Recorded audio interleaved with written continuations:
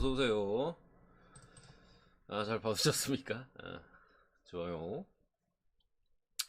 어제 하루 탁 쉬니까 컨디션 만땅.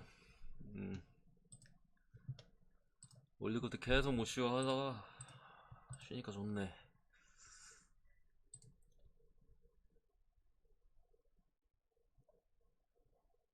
근데 일본이 진짜 이번 월드컵 와 코스타리카한테 지고 독일 스페인을 잡고 1위를 한다고? 뭐야 이게요? 오바 가서 진짜 천만에 진짜 다행이었네.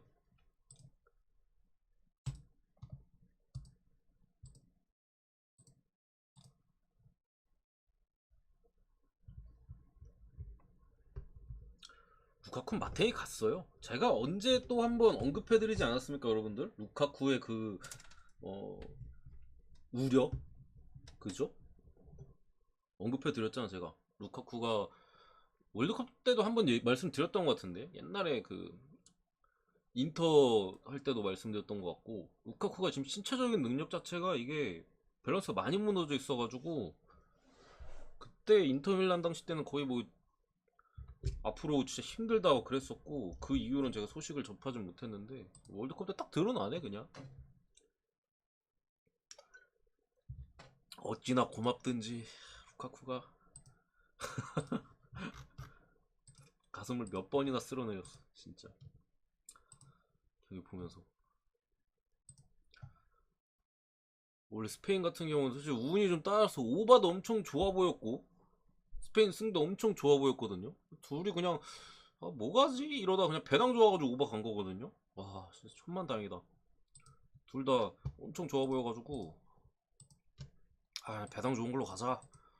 오바 크게 뭐 생각 없이 그냥 그걸로 간 건데 큰일 날 뻔했네 스페인 승 갔으면.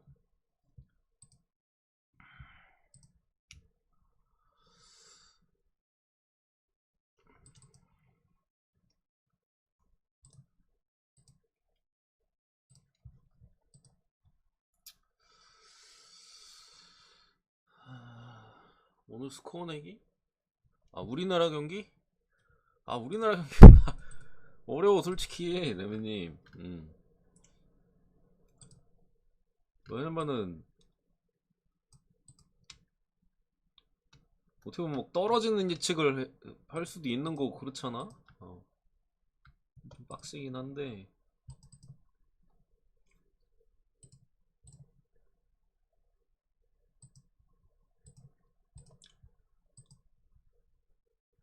저는 1대1 1대1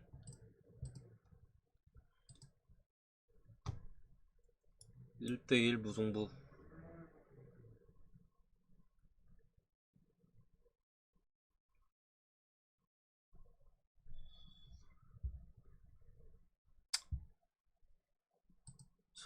표는 일찍 켰으니까 천천히 업로드 해드리겠습니다. 아시겠죠?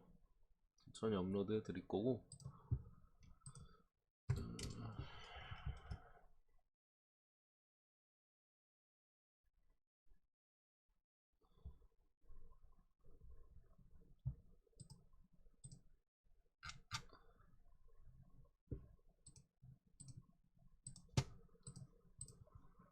가봅시다.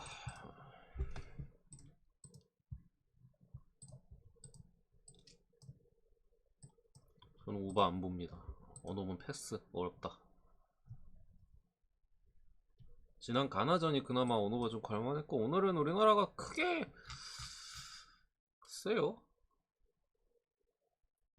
엄청 다득점 갈 것 같은 느낌은 없어서.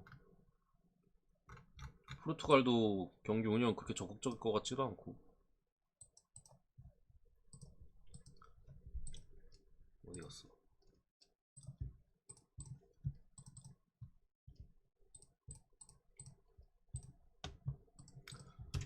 자 가겠습니다. 가나 대 우루과이. H조 우리나라 조고요. 지금 가나가 그래도 많이 유리한 상황이죠.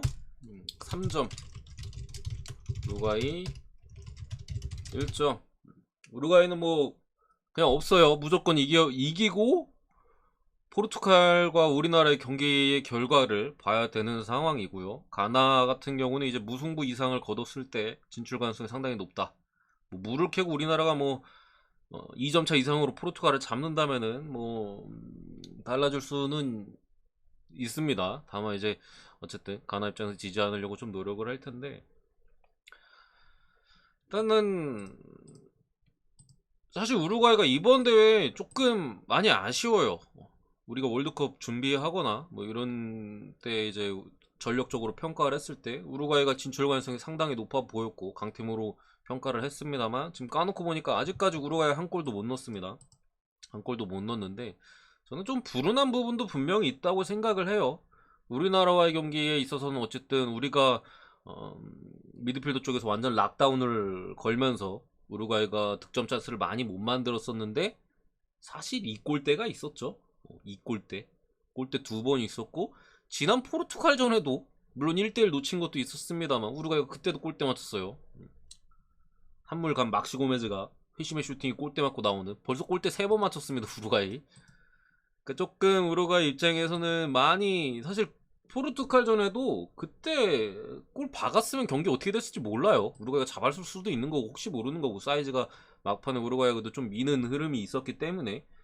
어쨌든 골대의 불운이 지금 우루과이를 1점으로 이끈 부분이고, 가나 같은 경우에는 흐름은 분명히 좀 탄 게 무섭긴 합니다. 아프리카 팀들 흐름 타면 좀 무섭긴 하거든요. 다만 솔직히 운이 좀 좋아. 운이 좀 좋아요. 경기를 보면은 우리나라와의 경기에서도 물론 우리가 수비적으로 실수를 하고 한 부분이 있습니다만, 어쨌든 수비적으로 가나가 분명 좋은 팀이 아니고 계속해서 실점이 많죠. 벌써 5골을 내줬어요. 포르투갈한테 3골, 우리한테 2골. 심지어 우리한테 2대0으로 이기고 있다가 2대2까지 따라잡혔다는 부분에서 가나가 사실 그렇게 강하진 않다라는 생각이 애초에 들고, 경기 내용적으로도 우리한테 시종일관 주도권을 내주고 경기를 했었잖아요. 그런 부분을 봤을 때 우루과이 이런 생각보다 낮은 정배죠. 두 팀의 승점이나 경기 결과는 가나가 잘하고 있습니다만, 우루과이가 뭐 지금 배당 오르긴 했는데 어쨌든 1점 뭐 아예 후반때도 아니고 중후반 정도 사이즈의 배당을 받은 부분, 저는 어느 정도 뭐 음, 이해는 가는 부분인데, 에이, 이거는 솔직히 엄청 예측이 쉬운 경기는 아니에요. 왜냐면 우루과이가 결정력이 좀 떨어지는 건 사실이고 만들어내는 찬스의 비율 자체가 많이 높진 않은 건 사실인데, 가나의 수비적인 부분을 고려했을 때는 저는 우루과이가 오늘 득점할 확률이 상당히 높다고 생각을 합니다.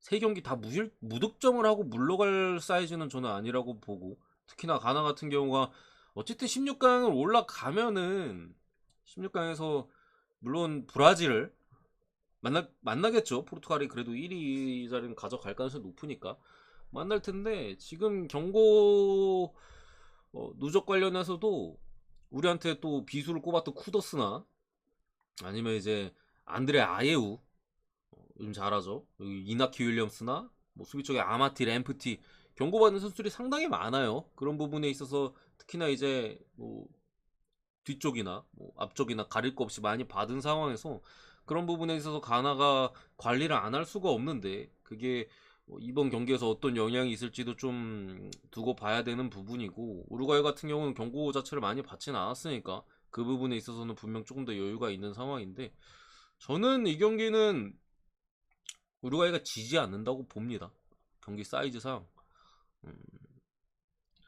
우루과이 같은 경우 포르투갈 상대로 물론 2대0으로 패배하긴 했습니다만 상당히 잘 비볐던 부분, 그리고 포르투갈의 득점도 솔직히 뭐 PK도 있었고 약간 운이 좀 따르는 득점이었죠. 그런 부분 봤을 때 가나의 오히려 수비적인 부분이 조금 우루과이 입장에서는 불안한 점.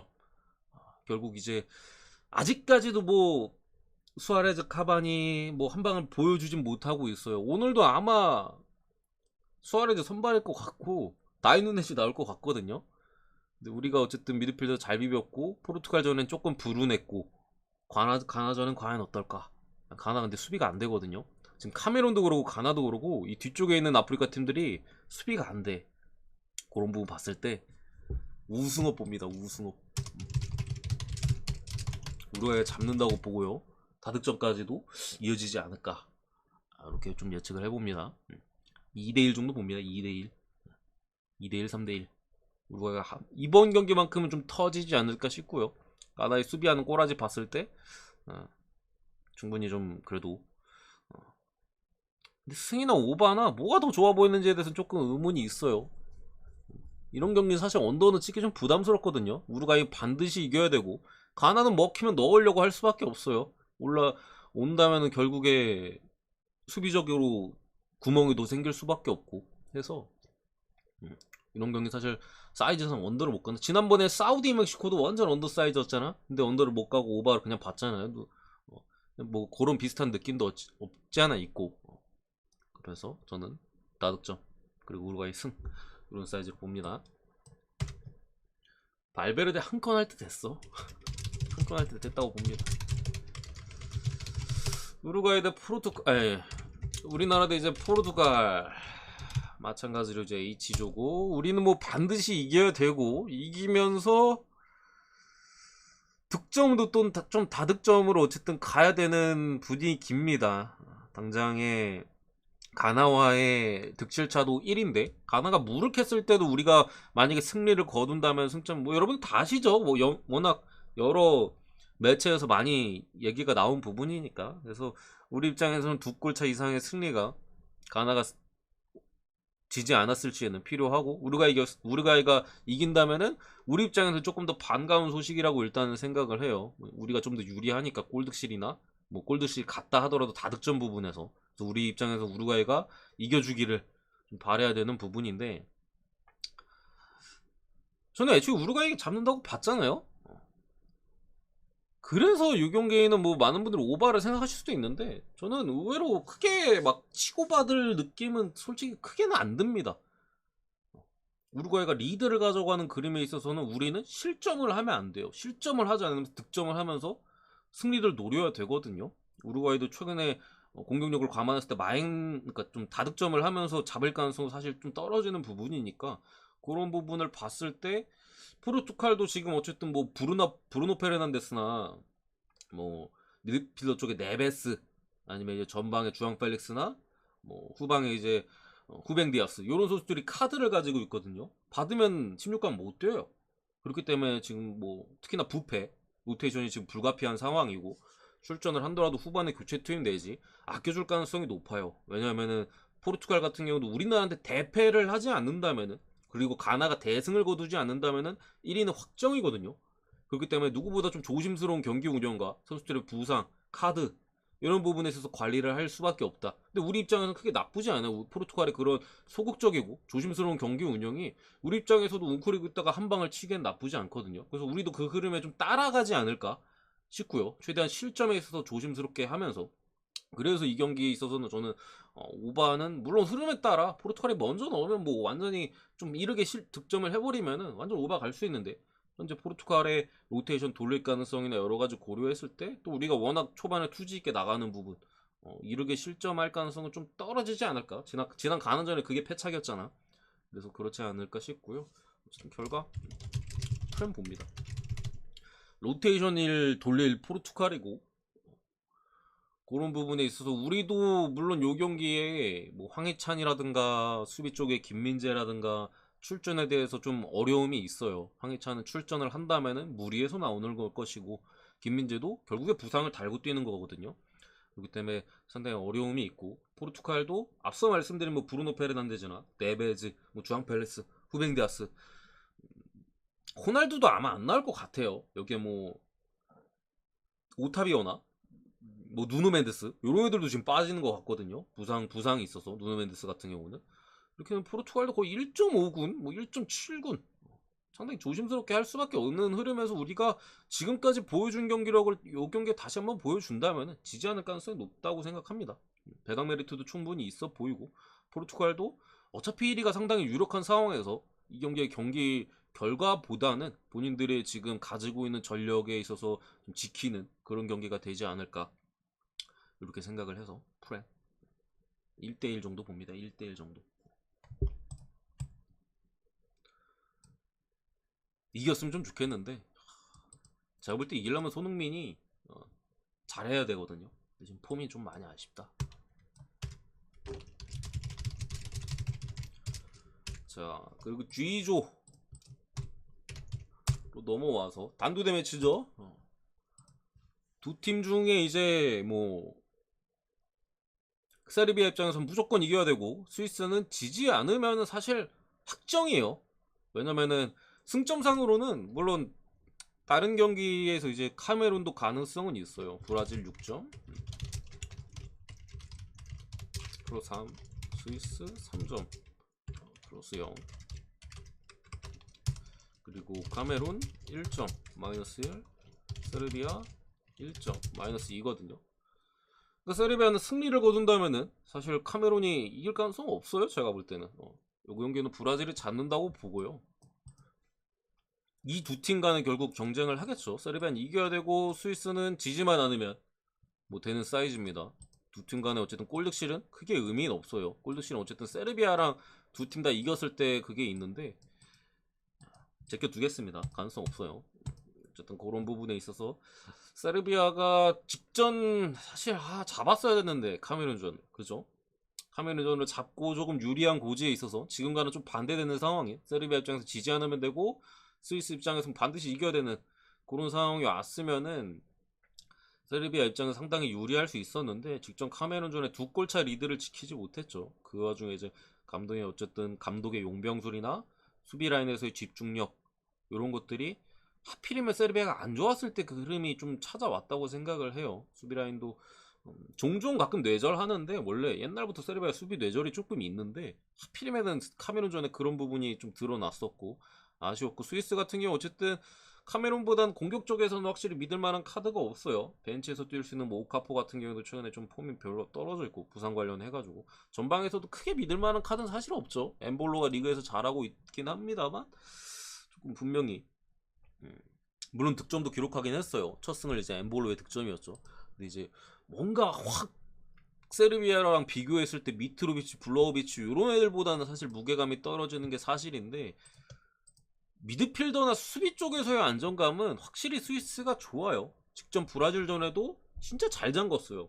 물론 브라질이 뭐 그냥 적당히 하겠다 이런 느낌이긴 했는데 네이마르 부상 관련도 있고 선수들의 전체적인 뭐 뭘 해도 우린 16강 간다라는 마인드로 적당히 해서 뭐 그런 느낌이 있긴 한데 어쨌든 첫 경기인 카메룬전에서도 수비적이나 이런 부분은 상당히 긍정적이었고 결국 창대 방패의 대결이라고 저는 생각을 합니다.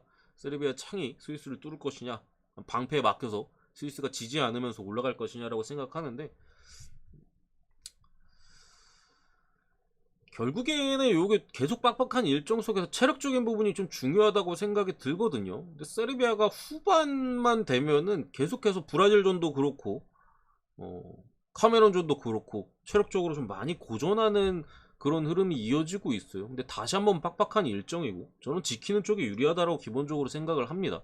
그리고 세르비아 수비 같은 경우 언제든지 실점을 내줄 수 있는 불안함이 분명히 있고요. 스위스가 공격력이 그리 강하진 않다 하더라도요. 그런 부분 봤을 때 스위스가 올라간다고 생각을 하고 해외 쪽에서는 약간 그렇게 봐요. 승무사이드 느낌. 승무사이드 느낌인데 약간 무 냄새가 좀 짙게 나는 그런 승무사이드를 해외 쪽에서는 보거든요. 저도 무승부의 가능성은 개인적으로 좀 높다고 생각을 하고요. 스위스 프라임 보겠습니다. 스위스 프라임. 스위스 수비 좋습니다. 수비 좋아요. 나배드가 아니라 원래 수비 좋은 팀이 옛날부터 수비 좋아요. 실점은 막 크게 많이 하지 않는 팀입니다. 그 뭐야 월드컵 예선 때도 스위스가 실점을 거의 안 했어요. 월드컵 그 예선 때도 스위스가 상당히 좀 수비적으로 좋은 모습으로 올라왔었던 부분들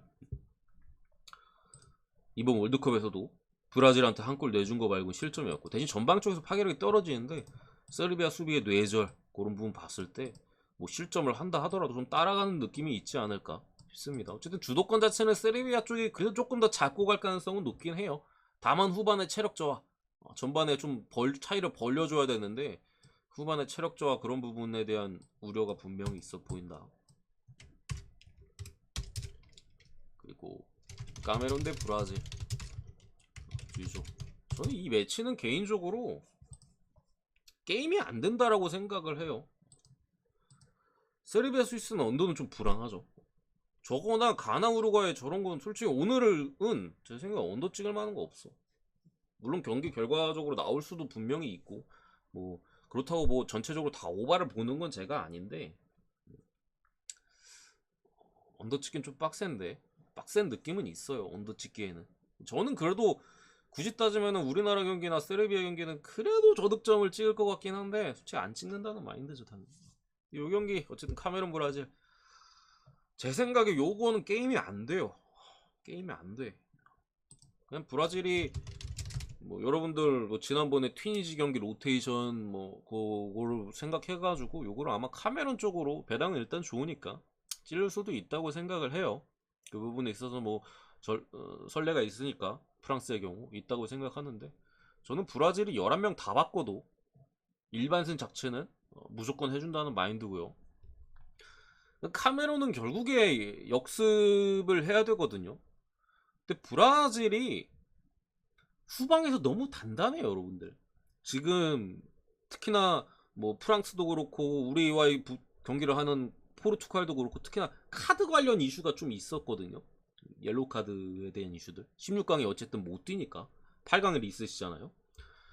근데 브라질은 지금 카드 받은 애들도 없어요. 그만큼 그냥 완전히 삭된 상대를 압도하면서 경기를 해왔습니다. 뭐 역습의 상대가 크게 뭐 불안했던 적도 없고 특히나 카메론 같은 게 어쨌든 첫 번째 경기 이후에 오나나 키퍼도 이제 감독과의 불화 이런 걸로 주전 키퍼도 이탈을 했고 물론 그 이후에 세르비아전에 물을 캐긴 했습니다만 사실 그건 세르비아의 뇌절이었고 수비적으로 어쨌든 키퍼가 바뀐 상황에서 3골이나 실점을 한 부분 그리고 카메론도 결국에 무조건 이겨야 되거든요. 그래서 저는 더 이게 사이즈가 없다고 생각을 해요.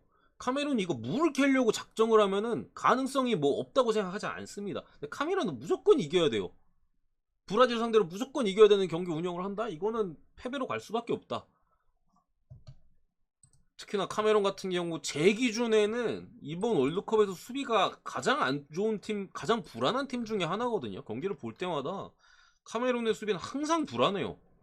그 좀 아쉬운 스위스의 공격력에도 상당히 고전을 했었고 지난 경기 세르비아전에는 그냥 솔직히 세르비아 결정력만 좋았으면 골 더 넣을 수도 있었어요. 찬스 자체가 상당히 많이 내주던 흐름에서 브라질의 공격 로테이션 돌려서 뭐 누구 빠지고 하면은 아스날에서 이번 시즌 상당히 좋은 가브리엘 마르티넬리 나올 거고요. 아니면은 뭐 맨유의 안토니 같은 애들 뛸 거고 그거 뭐 제주스도 있고 뭐 비니슈스 있고 뭐 히샬리송 있고 아피냐 있고 막을 가능성은 제가 볼 때 제로다. 브라질 혼자서 오바를 낼 수 있다고 생각을 하고요. 브라질 승, 브라질 1말 오바까지 이렇게 보도록 하겠습니다. 브라질은 연습한다고 생각하지 않습니다. 그냥 경기를 할 거예요. 뭐 승리를 하려고 경기를 할 것 같고요. 뭐 그 와중에 좀 분명히 부상에 있어서 조심스럽게 경기는 하는 부분은 맞는데 이게 워낙 선수층이 두터워가지고 제 생각에 부상에 있어서 선수들이 어차피 로테이션 돌릴 거잖아. 부상 때문에 몸을 사리기보다는 어차피 우승 후보잖아요.